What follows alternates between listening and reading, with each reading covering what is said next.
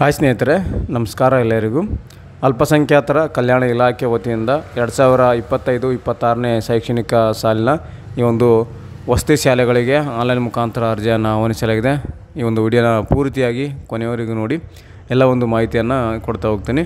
ಈ ಒಂದು ಅಲ್ಪಸಂಖ್ಯಾತರ ಇಲಾಖೆ ವತಿಯಿಂದ ಒಂದು ಅಲ್ಪಸಂಖ್ಯಾತರ ಮಕ್ಕಳಿಗೆ 6ನೇ ತರಗತಿ ಪ್ರವೇಶಕ್ಕಾಗಿ ಆನ್ಲೈನ್ ಮುಖಾಂತರ ಅರ್ಜಿಯನ್ನು ಆಹ್ವಾನಿಸಲಾಗಿದೆ. ಇವಾಗೇನು ನೋಡ್ತಾ ಇದ್ದೀರಲ್ಲ, ಇದು ಪೇಪರ್ ಪ್ರಕಟಣೆಯಲ್ಲಿ ಬಂದಿರುವಂಥದ್ದು. 2025-26ನೇ ಸಾಲಿನ ಶೈಕ್ಷಣಿಕ ಸಾಲಿಗೆ ಅಲ್ಪಸಂಖ್ಯಾತರ ವಸತಿ ಶಾಲೆಗಳ 6ನೇ ತರಗತಿ ಪ್ರವೇಶಕ್ಕಾಗಿ ಅಧಿಸೂಚನೆಯನ್ನು ಹೊರಡಿಸಿದ್ದಾರೆ. ಕರ್ನಾಟಕ ರಾಜ್ಯದಲ್ಲಿ ಇರುವಂಥ ವಸತಿ ಶಾಲೆಗಳು ಏನಿದೆವಲ್ಲ, ಮೊರಾರ್ಜಿ ದೇಸಾಯಿ ಶಾಲೆ ಮತ್ತು ಸರ್ಕಾರಿ ಮುಸ್ಲಿಂ ವಸತಿ ಶಾಲೆಗಳು ಮತ್ತು ಡಾಕ್ಟರ್ APJ ಅಬ್ದುಲ್ ಕಲಾಂ ವಸತಿ ಶಾಲೆಗಳಲ್ಲಿ ಈ ಒಂದು ಅಲ್ಪಸಂಖ್ಯಾತರ ಮಕ್ಕಳಿಗೆ 6ನೇ ತರಗತಿ ಪ್ರವೇಶಕ್ಕಾಗಿ ಆನ್ಲೈನ್ ಮುಖಾಂತರ ಅರ್ಜಿಯನ್ನು ಆಹ್ವಾನಿಸಲಾಗಿದೆ. ಸಂಪೂರ್ಣವಾಗಿ ಉಚಿತವಾಗಿರುತ್ತೆ. 6ನೇ ತರಗತಿಯಿಂದ 10ನೇ ತರಗತಿವರೆಗೂ ಉಚಿತವಾಗಿ ಶಿಕ್ಷಣವನ್ನು ಕೊಡ್ತಾರೆ ಈ ಒಂದು ಯೋಜನೆಯಡಿ.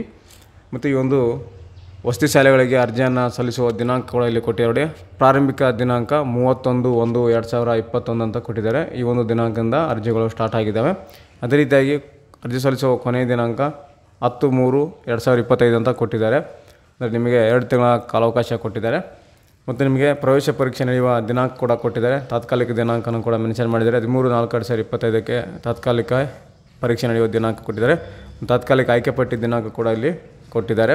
ಮತ್ತು ದಾಖಲಾತಿ ಪ್ರಕ್ರಿಯೆ ಪ್ರಾರಂಭವಾದ ದಿನಾಂಕ ಕೂಡ ಇಲ್ಲಿ ಕೊಟ್ಟಿದ್ದಾರೆ. ಮತ್ತು ಹೆಚ್ಚಿನ ಮಾಹಿತಿಗಾಗಿ ಸಂಪರ್ಕಿಸುವಂಥ ಮೊಬೈಲ್ ನಂಬರು ಕೂಡ ಕೊಟ್ಟಿದ್ದಾರೆ, ಲ್ಯಾಂಡ್ಲೈನ್ ನಂಬರು ಕೂಡ ಕೊಟ್ಟಿದ್ದಾರೆ. ಡಿಸ್ಕ್ರಿಪ್ಷನ್ ಕೂಡ ಹಾಕಿರ್ತೀನಿ, ಹೆಚ್ಚಿನ ಮಾಹಿತಿ ಇವೆಲ್ಲ ಡೀಟೇಲ್ಸನ್ನು ನೋಡ್ಕೊಳ್ಳಿ. ಈ ಒಂದು ಅಲ್ಪಸಂಖ್ಯಾತ ಕಲ್ಯಾಣ ಇಲಾಖೆಗೆ ಒಳಪಡುವಂಥ ಶಾಲೆಗಳು ಯಾವ್ಯಾವ ಅಂತ ಇಲ್ಲಿ ಲಿಸ್ಟನ್ನು ಕೊಟ್ಟಿದ್ದಾರೆ ನೋಡಿ. ಅಲ್ಪಸಂಖ್ಯಾತರ ಮೊರಾರ್ಜಿ ದೇಸಾಯಿ ವಸತಿ ಶಾಲೆಗಳಂತ ಕೊಟ್ಟಿದ್ದಾರೆ. ಈ ಒಂದು ಶಾಲೆಗೆ ಕೂಡ ಪ್ರವೇಶ ಪಡಿಬೋದು. ರಾಜ್ಯ ಪಠ್ಯಕ್ರಮ ಇದೆ, ಸ್ಟೇಟ್ ಸಿಲೆಬಸ್ ಇರುತ್ತೆ. ಇಲ್ಲಿ ಒಟ್ಟು ಶಾಲೆಗಳು 115 ಶಾಲೆಗಳಿದ್ದಾವೆ. ಕರ್ನಾಟಕ ರಾಜ್ಯದಲ್ಲಿ ಈ ಒಂದು ಅಲ್ಪಸಂಖ್ಯಾತರ ಮೊರಾರ್ಜಿ ದೇಸಾಯಿ ವಸತಿ ಶಾಲೆ 115 ಇದ್ದಾವೆ. ಇದರಲ್ಲಿ 6ನೇ ತರಗತಿಗೆ ಲಭ್ಯವಿರುವ ಸ್ಥಾನಗಳು 9740 ಸೀಟುಗಳು ಲಭ್ಯ ಇದ್ದಾವೆ.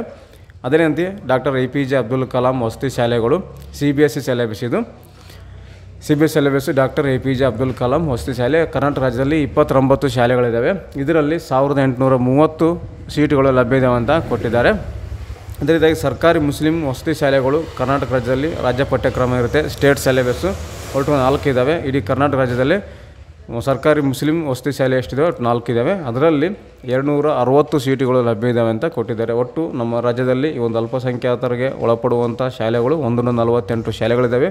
ಅದರಲ್ಲಿ 11,330 ಸೀಟುಗಳು ಲಭ್ಯ ಇದ್ದಾವೆ ಅಂತ ಇಲ್ಲಿ ಕೊಟ್ಟಿದ್ದಾರೆ. ಇಷ್ಟು ಸೀಟುಗಳು ಈ ಒಂದು ಅಲ್ಪಸಂಖ್ಯಾತರ ವಸತಿ ಶಾಲೆಗಳಿದೆ ಅನ್ನೋ ಅದರಲ್ಲಿ ಲಭ್ಯ ಇದ್ದಾವೆ. ನಿಮ್ಮ ಮಗು 5ನೇ ತರಗತಿಯಲ್ಲಿ ಓದ್ತಾ ಇರಬೇಕು, ಪ್ರೆಸೆಂಟು 5ನೇ ತರಗತಿಯಲ್ಲಿ ಸ್ಟಡಿ ಮಾಡ್ತಾ ಇದ್ದರೆ ಅಂಥವರಿಗೆ ಈ ಒಂದು ವಸತಿ ಶಾಲೆಗಳಿಗೆ ಪ್ರವೇಶ ಪಡೆಯೋದಕ್ಕೆ ಆನ್ಲೈನ್ ಮುಖಾಂತರ ಅರ್ಜಿ ಹಾಕೋದಕ್ಕೆ ಎಲಿಜಿಬಲ್ ಅಂತಲೇ ಹೇಳ್ಬೋದು.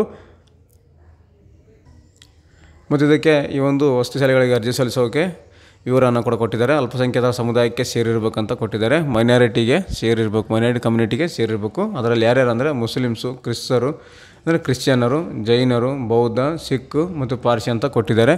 ಇವಿಷ್ಟು ಸಮುದಾಯಕ್ಕೆ ಸೇರಿದವರಿಗೆ ಅರ್ಜಿ ಸಲ್ಲಿಸೋಕ್ಕೆ ಅವಕಾಶ ಇರುತ್ತೆ. ಇದನ್ನು ಡಿಸ್ಕ್ರಿಪ್ಷನಲ್ಲಿ ಕೂಡ ಹಾಕಿರ್ತೀನಿ.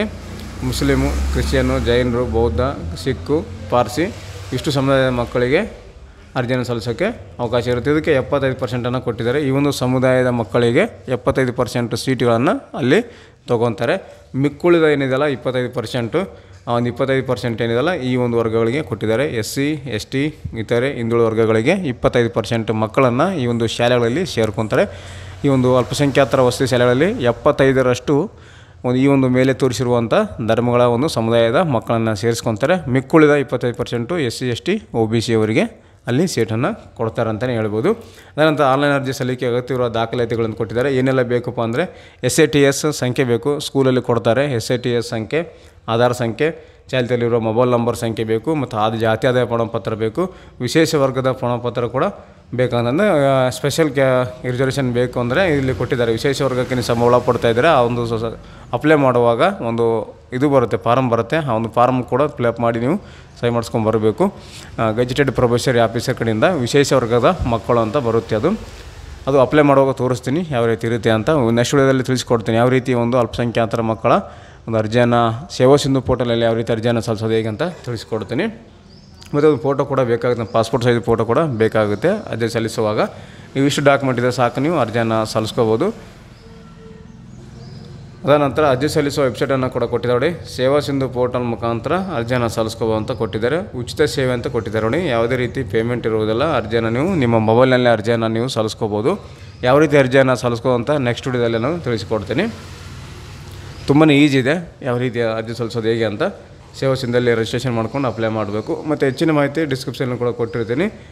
ಮತ್ತು ಇಲ್ಲಿ ಏನು ವೆಬ್ಸೈಟನ್ನು ಕೊಟ್ಟಿದ್ದಾರೆ, ಹೆಚ್ಚಿನ ಮಾಹಿತಿ ಬೇಕಂದರೆ ಈ ವೆಬ್ಸೈಟಿಗೆ ಹೋಗಿ ನೀವು ಹೆಚ್ಚಿನ ಮಾಹಿತಿಯನ್ನು ಪಡ್ಕೋಬೋದು. ಡೀಟೇಲ್ ಆಗಿ ಇಲ್ಲಿ ಕೊಟ್ಟಿರ್ತೇನೆ ನೋಟಿಫಿಕೇಷನ್ ಲಿಂಕನ್ನು ಕೂಡ ಕೊಟ್ಟಿರ್ತೇನೆ, PDF ಲಿಂಕ್ ಹಾಕಿರ್ತೇನೆ. ಮತ್ತು ಡಿಸ್ಕ್ರಿಪ್ಷನ್ ಕೂಡ ಹೆಚ್ಚಿನ ಮಾಹಿತಿ ಕೂಡ ಹಾಕಿರ್ತೇನೆ, ನೋಡ್ಕೊಳ್ಳಿ.